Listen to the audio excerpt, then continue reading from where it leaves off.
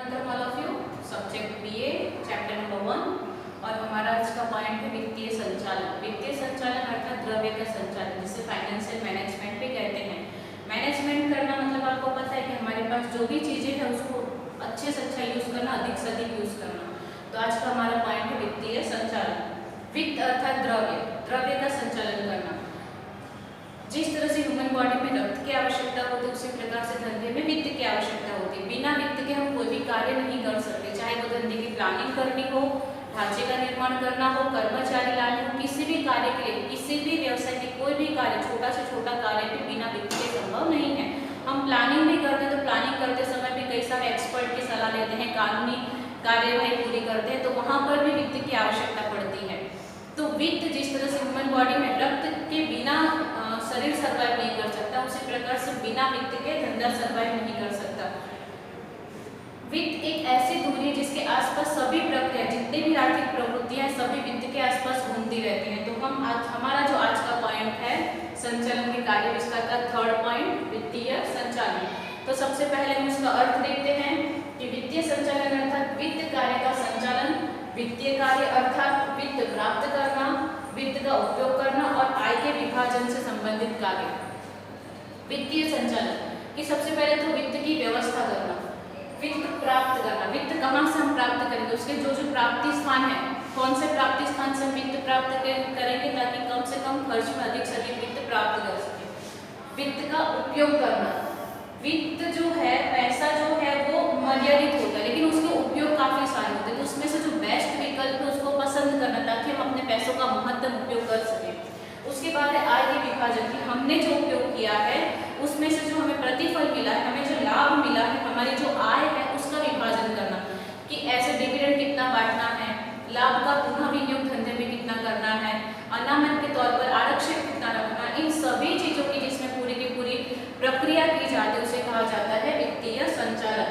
तो वित्तीय संचालन अर्थात वित्त के कार्य का संचालन, कि वित्त से संबंधित जितने भी कार्य होते हैं, वित्त को प्राप्त करना, अलग अलग विभागों में अलॉट करना, सिर्फ अलॉट नहीं करना लेकिन उसके बाद उसके ऊपर कंट्रोल रखना कि जितना हमने अलॉट किया है, जितना उन्होंने जो हमने अंदाज पत्र मंजूर किया था उसके अकॉर्डिंग वहाँ पर कार्य हो रहा है, ये सभी चीजें देखना। तो वित्त से संबंधित जो पूरा का पूरा कार्य होता है उसे कहा जाता है वित्तीय संचालन, कि वित्त प्राप्त करना, उसका उपयोग करना और आय का विभाजन करना। वित्त प्राप्त करने के अलग अलग प्राप्ति स्थान है, शेयर है, डिबेंचर है, बैंक से लोन है। तो कहाँ से वित्त प्राप्त करें ताकि कम से कम खर्च में हम अधिक से अधिक वित्त प्राप्त कर सके। उसके बाद उसका उपयोग महत्तम करना, क्योंकि वित्त ऐसा सोर्स है जो मिनिमम सोर्स है। हमारे पास 1 लाख रुपए हो तो 1 लाख रुपए का उपयोग हम किस तरह से करें जिससे अधिक हमें उससे रिटर्न मिल सके, और जो रिटर्न आ रहा है ताकि जो हमें आवक प्राप्त हो रही है तो उस आय का भी विभाजन करने का कार्य भी अर्थात वित्तीय संचालन, की जो आय आई है उसमें से हम कितना डिविडेंड बांटे, कितना लाभ में पुनः विनियोग करें, कितना आरक्षक के तौर पर रखना है, कितना कमीशन बांटना है, इन सभी चीजों का निर्णय जिसमें लिया जाता है उसे कहा जाता है वित्तीय संचालन। आज हम देखते हैं वित्तीय संचालन का अर्थ और उसके कार्य। कार्य में सबसे पहला है वित्त की आवश्यकता निश्चित करना, कि धंधे में कितने वित्त की हमें आवश्यकता है। हमने जो प्लानिंग की है, हम किस प्रकार का धंधा सेटअप करना चाहते हैं, जिस प्रकार का धंधा होगा उसके अकॉर्डिंग वित्त की आवश्यकता होगी। यदि बहुत अधिक वित्त की आवश्यकता है तो हमारे पास इक्विटी शेयर के साथ प्रेफरेंस शेयर, डिबेंचर, बैंकों से लोन, ये सारे माध्यम रहते हैं। तो हमें कितने वित्त की आवश्यकता है सबसे पहले वो डिसाइड करना, उसके बाद उसके प्राप्ति स्थान के बारे में सोचना। तो इसलिए वित्तीय संचालन, क्योंकि वित्तीय संचालन में सभी वित्त से संबंधित सभी समस्याओं का समाधान उसमें होता है, कि कितने की आवश्यकता है और वो वित्त हम कहाँ से प्राप्त कर सकते हैं। तो वित्त की आवश्यकताओं को निश्चित करना, कि हमारे धंधे में हमें कितने वित्त की आवश्यकता है। अगर कोई छोटा धंधा भी स्टार्ट करना होता है तो भी हम एक बार सोचते हैं कि इसमें कितने पैसे लगेंगे, तो वो जो पैसे लगेंगे तो वहाँ पर कंपनी अगर सेटअप करनी, कोई छोटा धंधा सेटअप करना है, कोई पार्टनरशिप में करना है, तो कितने रुपए की आवश्यकता होगी वो पहले जानना और उसके अकॉर्डिंग फिर वहाँ पर कार्य करना, अर्थात वित्त की आवश्यकता निश्चित करना। अब आवश्यकता निश्चित हो जाएगी तो फिर हमें क्या करना है, वित्त का आयोजन करना, कि इसके बाद हम वित्त किस प्रकार से कहाँ से प्राप्त कर सकते हैं उसका आयोजन करना, उसकी प्लानिंग करना, कि अगर हमें शेयर निर्गमित करने हैं तो इक्विटी शेयर कितने करेंगे, प्रेफरेंस शेयर कितने करेंगे, डिबेंचर करेंगे कि नहीं। तो इन सभी निर्णयों का समावेश किसमें होगा, वित्त का आयोजन करना। थर्ड उत्पादन विभाग होता है, विक्रय विभाग होता है, वित्त विभाग होता है, हिसाबी विभाग होता है, विक्रय विभाग, एडवर्टाइजमेंट विभाग है। तो अलग अलग विभाग में कितने रुपए की आवश्यकता पड़ेगी, कितने कर्मचारियों को लाना पड़ेगा, किस तरह से यंत्र सामग्री सेटअप करनी पड़ेगी, रॉ मटेरियल्स कहाँ से लाएंगे, इन सभी चीजों का ध्यान रखने के बाद ही हम कहीं ना कहीं वित्त से संबंधित पूरा का पूरा कार्य कर सकते हैं। तो अंदाज पत्र बनाना अपने अपने विभाग का और अपने अपने विभाग का जो भी अंदाज पत्र बनेगा आखिर लास्ट में जाकर उसको मंजूर कौन करेंगे, जो हमारे उच्च स्तर के अधिकारी होंगे वो। तो अंदाज पत्र बनाना अर्थात कितने वित्त की आवश्यकता होगी उसका अंदाज लगाना। उसके बाद आय का विभाजन करना। आय का विभाजन वाला पॉइंट हमने इसके पहले जो परिभाषा थी उसी में देखा कि धंधे में जो भी आय होगी उसको किस तरह से विभाजित किया जाएगा।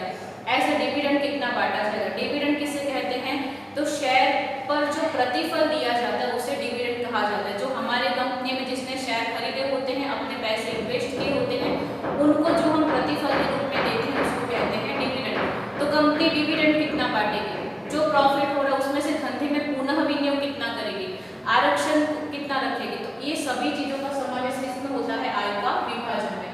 उसके बाद है पूंजी ढांचे का विचार करके द्रव्य प्राप्ति के स्थान पसंद करना। पूंजी ढांचा अर्थात कि हम धंधे में कहां से पूंजी प्राप्त कर सकते हैं। पूंजी प्राप्त करने के जैसे कि इसके पहले भी हमने कहा कि इक्विटी शेयर है, प्रेफरेंस शेयर है, डिबेंचर है, अलग अलग बैंकों के पास से लोन है, सराफ है। तो इन सभी के पास से जो पैसे कलेक्ट करना, तो कौन से ढांचे मतलब किस ढांचे का हम उपयोग करने वाले हैं, तो पूंजी ढांचे का विचार करके उसके प्राप्ति स्थान पसंद करना कि जब लंबे समय तक हमें पूंजी की आवश्यकता होती है तो वहाँ पर इक्विटी शेयर पसंद करते हैं। ये आप 11th में सीख चुके हो equity share and preference share. But कम समय के लिए जब हमें पैसे की आवश्यकता हो तो वहाँ पर प्रेफरेंस शेयर भी निर्गमित कर सकते हैं। तो इस तरह से किस पूंजी ढांचे के द्वारा हम पूंजी प्राप्त करने वाले उसका विचार करना और उसके अकॉर्डिंग आयोजन करना। छठा कार्य है वित्त प्राप्त करने की कार्यवाही करना कि एक बार हमारा विचार यहाँ पर कंप्लीट हो गया कि हम किस तरह से अपने धंधे में पूंजी प्राप्त करने वाले हैं, तो उसके बाद क्या जाएगा, वित्त प्राप्त करने की व्यवस्था करना। द्रव्य का योग्य उपयोग हो या देखना और नियंत्रण करना, मतलब अलग अलग विभाग को जितने द्रव्य अलॉट किए गए हैं सच में वो उसका उतना उपयोग कर रहे हैं कि नहीं। जैसे कि क्रय विभाग में हमें कहा कि हमने 1 लाख की मशीनरी खरीदी, बट सच में क्या वो 1 लाख की मशीनरी खरीदे हैं कि नहीं, उसकी जांच करने का कार्य भी किसका होता है, फाइनेंशियल मैनेजमेंट का। कि सिर्फ आयोजन करना नहीं, उनको सिर्फ पैसे अलॉट करना नहीं, लेकिन पैसे अलॉट करने के बाद उनको सौंपने के बाद भी वो सच में उतना पूरा प्रोसेस हो रहा है कि नहीं, पूरा कार्य हो रहा है कि नहीं, ये देखने का, आयोजन के अनुसार वहाँ पर पैसे यूज हो रहे कि नहीं, उसका मिसयूज तो नहीं हो रहा है, चोरी तो नहीं हो रही, इन सभी चीजों को देखने का कार्य भी किसमें होता है, फाइनेंशियल मैनेजमेंट में। कर का आयोजन करना, टैक्स, यदि हमारे कहीं से भी पैसे की इनकम होगी तो हमें उस पर टैक्स भी पे करना पड़ेगा। तो टैक्स की व्यवस्था करने की भी आवश्यकता किसकी होती है, वित्तीय संचालक का। एंड लास्ट है संपत्ति की व्यवस्था करना। धंधे में जो भी संपत्ति, स्थायी संपत्ति और अस्थायी संपत्ति, स्थायी पूंजी, कार्यशील पूंजी, इन सभी चीजों की व्यवस्था करने का काम भी किसका होता है, वित्तीय संचालक का। क्योंकि स्थायी संपत्ति ऐसी होती है जिसमें बार बार पैसे नहीं लगाए जाते, जमीन, मकान, यंत्र, फर्नीचर, तो उसमें एक बार पैसे लगने के बाद भी वो लंबे समय तक उसमें रहते हैं। और उसके बाद कार्यशील पूंजी, तो सिर्फ स्थायी पूंजी सेटअप कर देंगे बट हमारे रोज बरोज के जो खर्च है, रॉ मटेरियल्स लाना, कर्मचारियों को वेतन देना, मजदूरी चुकाना, कमीशन देना, तो ये सभी कार्य के लिए भी हमारे पास धंधे में पर्याप्त मात्रा में वित्त होनी चाहिए। अगर हम अपने रोज बरोज के धंधे नहीं चुका पाएंगे तब भी वो धंधा लंबे समय तक सर्वाइव नहीं कर सकता। तो स्थायी पूंजी के साथ कार्यशील पूंजी और स्थायी संपत्ति के साथ अस्थायी संपत्ति, इन सभी का भी अच्छे से बैलेंस करने का काम भी किसका होता है, वित्तीय संचालक का। तो इस तरह से आज का हमारा पॉइंट था वित्तीय संचालक, उसका अर्थ और उसके कार्य। अर्थ, वित्त प्राप्त करना, वित्त का उपयोग करना और आय का विभाजन करना, जिसका समावेश जिसमें होता है उसे कहा जाता है वित्तीय संचालन, और उसके कार्य। तो इस तरह से ये वाला